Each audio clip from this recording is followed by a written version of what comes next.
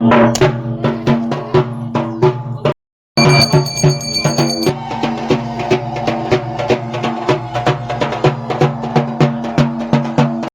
Welcome back to my blog. আমি সৌজিত, আজ চলে আসছে নিউ একটা ইন্টারেস্টিং ব্লগ নিয়ে গাইস।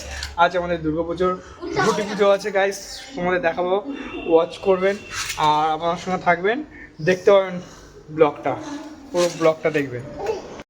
মণ্ডপের দিকে চলে এসেছি, আমাদের ঘট পুজো আছে আর সেটা দেখাচ্ছে। আমাদের মণ্ডপটা খুবই সুন্দর করেছে আর আমরা আমাদের পুরোহিত মশাই গোপাল দা